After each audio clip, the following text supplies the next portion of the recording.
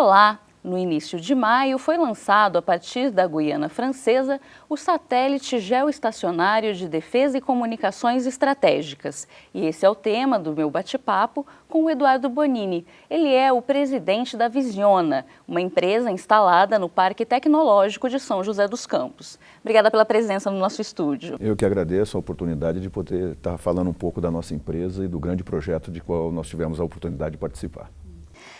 Esse satélite, quando a gente fala que ele é de defesa e comunicações estratégicas, o que isso significa na prática? É internet?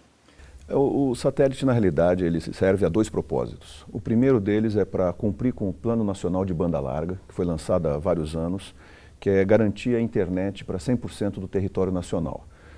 Como vocês devem imaginar, a internet passando por vias físicas, ela muitas vezes não consegue chegar nos rincões que existem no Brasil com a dimensão continental que nós temos.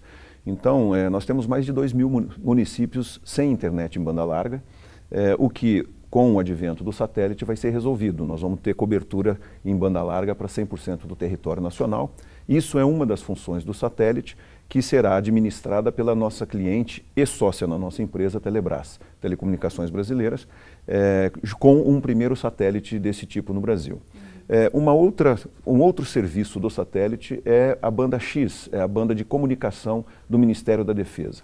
Isso vai garantir a soberania nas comunicações no Brasil, a soberania nas comunicações de defesa entre as Forças Armadas, comunicações seguras do governo, utilizando uma banda exclusiva e, inclusive, com um satélite controlado por brasileiros, em solo brasileiro e com uma chave de segurança, que é a criptografia. Essa criptografia foi instalada no satélite um pouco antes do lançamento para garantir que somente brasileiros teriam acesso a esta chave de segurança. Vamos falar um pouquinho sobre o histórico, como a gente chegou até esse lançamento e também o investimento feito. Ele é da ordem de quase 3 bilhões de reais? Em torno de 2 bilhões, esses números, 2 bilhões e meio, esse número varia muito porque grande parte do contrato é em dólares, então a cada momento de variação cambial a gente acaba tendo um número diferente.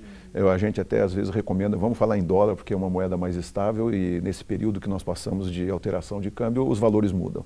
Mas é um investimento com certeza bastante grande, feito pelo governo brasileiro, exatamente para que a gente pudesse não só ter o satélite disponível para as comunicações, mas também gerando a oportunidade de trazer ao Brasil a tecnologia espacial que nós ainda não chegamos lá. Ou seja, um satélite geoestacionário é uma tecnologia que ainda não está disponível no Brasil. Nós tivemos que fazer uma contratação fora do Brasil, participamos intensamente do desenvolvimento, da definição dos requisitos através da nossa empresa, através da participação não só da Visiona, mas também das Forças Armadas, com pessoas na França, da Agência Espacial Brasileira, do INPE, da Telebrás, bastante gente envolvida no desenvolvimento de engenharia. Então isso, além de ter o produto hoje que o Brasil necessita e que é uma sequência de um projeto de mais longo prazo, nós tivemos uma grande participação nessa parte de absorção de tecnologia. Dá para ter uma ideia de quanto foi a participação e quanto ela pode crescer num próximo satélite? Nós tivemos a oportunidade de estar trabalhando lado a lado com os engenheiros franceses durante 3 anos, praticamente, no desenvolvimento e construção do satélite.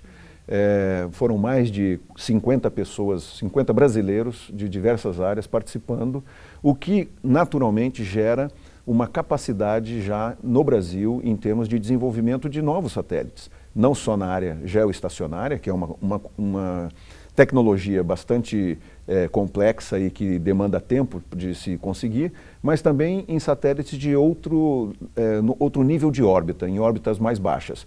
Nós não podemos esquecer que o Brasil tem mais de 30 anos no programa espacial, através do INPE, na sua participação com o programa com a China, que é o CIBERS, e nós temos um grande conhecimento dentro do INPE em relação a espaço.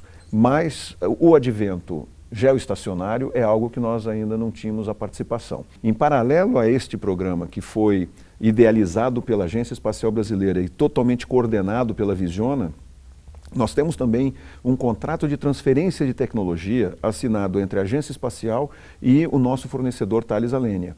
Este contrato garante a transferência de tecnologia para as empresas que poderão, no futuro, fornecer subsistemas para satélites desse porte. Então, são pacotes de engenharia que são transferidos através da participação de empresas do Brasil nas empresas, tanto na França quanto na Itália, nos pacotes de subsistemas de satélite. Indústria nacional Indústria e, nacional, em geral, daqui da nossa região, do todas, Vale? praticamente, são todas empresas daqui, são empresas que nasceram de dentro do INPE, num esforço que o INPE teve de industrializar subsistemas fora do próprio Instituto, pessoas que saíram do INPE para montar as suas empresas e que hoje recebem essa transferência de tecnologia em prol do crescimento da sua própria empresa. Isso gerará oportunidades na construção de novos satélites daqui para frente com essa transferência de tecnologia. Qual que é a vida útil esperada desse satélite? O satélite, quando a gente contrata o satélite, a gente tem uma expectativa de vida útil. E em função do desenvolvimento, nós vamos verificando a vida útil em função de quanto combustível se consegue carregar no satélite. O satélite foi assinado o contrato para se garantir um mínimo de 16 anos de vida útil. Hoje nós estamos com 18,3 anos. O satélite vai consumindo combustível até chegar à posição onde ele está, que é de 36 mil quilômetros de altura. E o último resto de combustível que se utiliza é para tirar o satélite dessa órbita, colocá-lo no que nós chamamos de cemitério, para que um novo satélite ocupe a posição dele. E sabendo que nós temos, né, uma posição favorável ao lançamento, né, por que não lançar a partir do Brasil? O Brasil tem uma das melhores posições no mundo, que é a base de Alcântara, o centro de lançamento de Alcântara. É uma questão apenas de investimento e uma questão técnica. Cada grande fabricante de lançadores, os grandes foguetes, eles têm a sua base de lançamento. Na França, que é o nosso fornecedor Ariane Space, a base de lançamento deles é em Kourou, na Guiana Francesa, exatamente por causa da proximidade com o Equador e o que torna o lançamento mais viável economicamente falando. O centro de lançamento ele é preparado para o foguete que vai ser lançado com os satélites que estejam dentro. A base de Kourou, ela tem, num acordo da Ariane Space, ela tem capacidade para lançar satélites, cargas úteis, né, que pode ser mais de um satélite, entre 2 toneladas e 10 toneladas. Ou seja, o nosso satélite com 6 toneladas, ele foi junto com outro satélite de 4 toneladas, que era da Coreia, especificamente num foguete chamado Ariane 5, aonde o centro preparado para lançar esse foguete é em Kourou. Qual é a finalidade de Alcântara? Hoje a Alcântara é utilizada para lançamento de foguetes para microgravidade, ou foguetes experimentais. É a base que demandou aí bastante investimento para o lançamento do VLS. É uma questão de investimento, uma questão de continuidade. A infraestrutura e a localização hoje existentes são excelentes. A localização é uma das melhores, como eu falei, pela proximidade do Equador. É uma questão de se ter uma política de Estado para definir qual é a utilização de Alcântara. Mais uma vez agradeço essa oportunidade de conversar. Nós vamos ficando por aqui. Até a próxima.